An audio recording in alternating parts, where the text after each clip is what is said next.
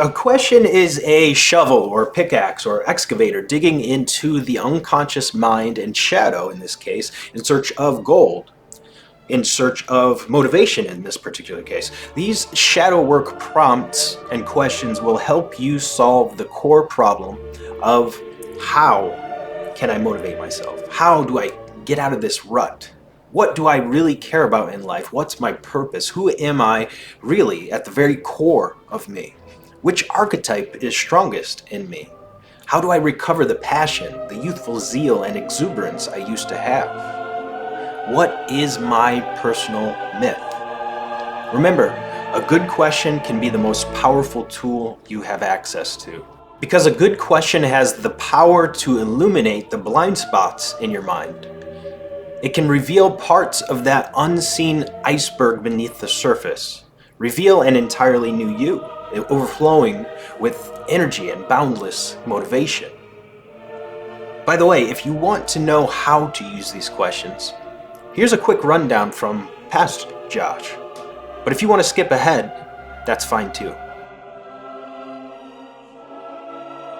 How you can use these questions. For one, you can use them in your journal or shadow work journal if you have one dedicated to that. Two, you can use them in your self-talk process, specifically when you use self-talk like David Goggins, for example, speaking with yourself in your mirror every morning or evening or whatever it is. You can use them to create art for the sake of shadow work. That is, let's say you ask the question, what would I do if I knew I could not fail?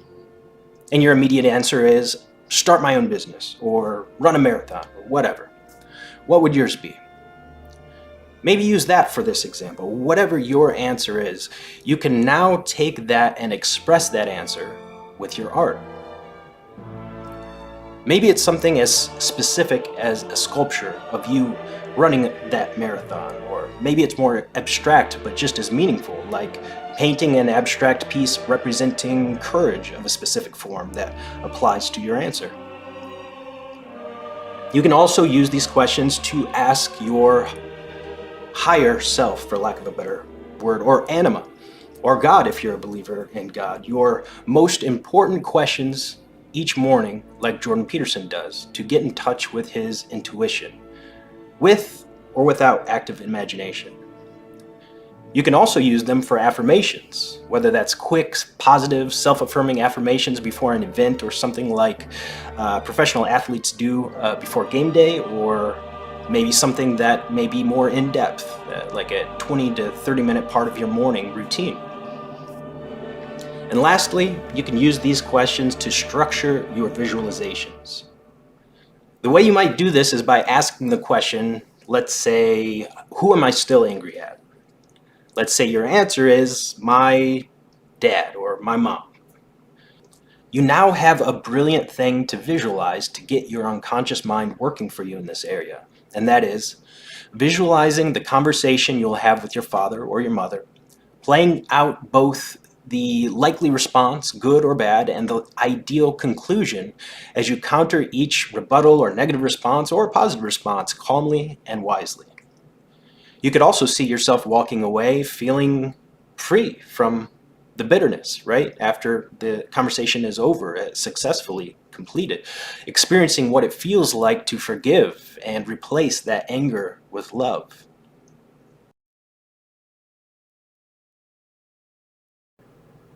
So what we're going to do here is focus on the what and the why. How you'll do this can be anxiety producing and overwhelming. How you'll do this thing, how you'll accomplish this goal, whatever it is that you want to do. Oftentimes, it'll trigger fear, which immobilizes you as you focus on all of the potential obstacles. You freeze. And you don't even realize it sometimes because admitting it to yourself is too painful. So you keep it buried in the unconscious. I've definitely been there. The good news is, you don't have to start with that. If the what you want, and the why you want it, are powerful enough, that's more than enough to motivate you. Quick side note, your mind is a lot like a camera lens. You know how certain scenes or even entire movies have a different tint to match the desired mood and psychological effect? I'm thinking of movies like The Ring or Phone Booth. The Matrix is a good one. You can do the same thing with your mind. That is, you can choose to focus your mind on different things, and what you focus on and how you interpret what you see, that's the lens you choose. This will affect how you feel and what you do. One of the most effective lenses or perspectives for me has been everything that happens to me is an opportunity. So no matter how difficult or tragic or painful or easy or joyful or peaceful, for that matter, whatever I face is an opportunity. An opportunity to learn, perhaps, to strengthen my relationships, to become more resilient, more bulletproof, to yet test that resilience, to test my relentlessness, my courage maybe, to gain an advantage. The list goes on and on and on. So I'd like to ask you, what's your favorite life lens? Now here are some prompts to hone in on your what and your why as you keep your desired lens in place. If you don't have one, feel free to use mine. Everything you face in life is an opportunity. So here are some prompts to hone in on your what and your why as you keep your desired lens in place. We'll start by digging for gold in your unconscious mind and shadow, and once those things are dredged up, we'll handle the more direct prompts. So let's start with this. What are your most defining moments? What are your most defining memories from your past? For this next one, use your gut intuition to finish this sentence. Ultimately, I am good whenever I blank. So for me, my gut intuition said I am good, or I feel good whenever I am able to successfully win at life, whenever I'm able to successfully serve or help, whenever I'm able to show competence, especially those areas that I consider myself an expert in, for example. These are the moments when I feel like I am good, or I feel good, right? That's just my intuition. And here's the next one. I am bad when I am blank. So for me, that would be I feel bad, or I am bad when I lose in life, when I am shamed by my incompetence or my lack of knowledge or understanding in an area. When I embody, let's say, the fool archetype or the slave archetype from a Nietzschean perspective. Now, I don't actually think that losing makes me bad. These questions came from a feeling, my intuition or instinct, but we'll clean that up a bit with these next questions. Next up, we have, why do you see these things as good? And why do you see these things as bad? Can those bad things be good with the right focus and direction? And in what ways are those good things potentially bad things? Right? At what point do they become bad things? What subtle twist makes them not so great anymore? Okay, now here's a big one. What is the meaning of life for you personally? As cliche of a question as it is, it's cliche for a reason. It's because it's been asked so many times, because ultimately it's an important question. What is the meaning of life for you? What is the most dominant archetype in your mind and thus your life? Is it the innocent archetype, the fool, the everyman, the hero, outlaw, rebel, explorer, creator, ruler, magician, shaman, lover, caregiver, jester, trickster, again, the fool, or the sage, the wise old man or wise old woman? Think of all the mythological stories, all the fairy tales. You can even think about your favorite movies, your favorite books and stories, folk tales, and ask yourself, which hero has a story most like mine? It might take a little bit of time to figure this out. You can stew on it for a bit, but ultimately, that is your personal myth. If the end of that story is tragic, can you see yourself changing to become a different hero, to rewrite your story, rewrite that ending?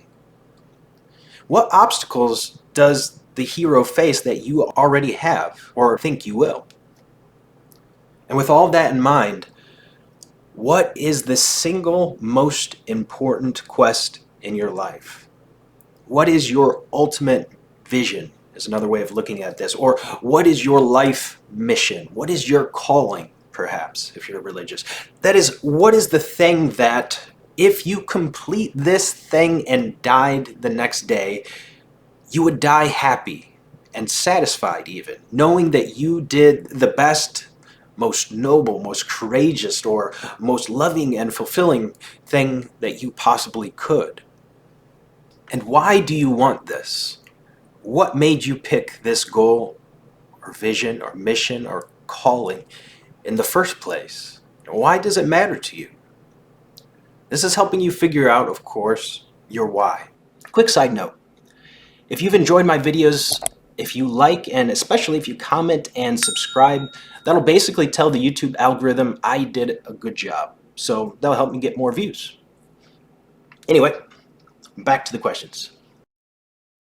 Now, what are you missing by being afraid or worrying too much?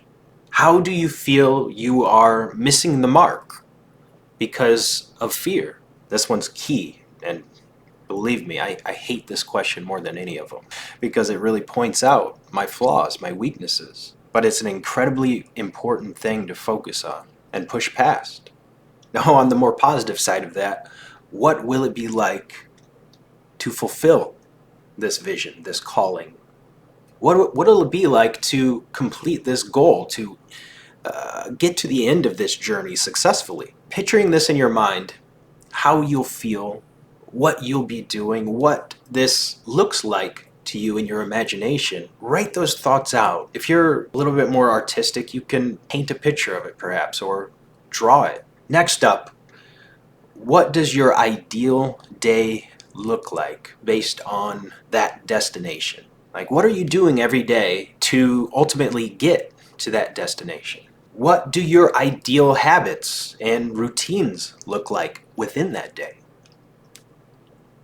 And what great changes will come from meeting this goal or fulfilling this purpose, this vision?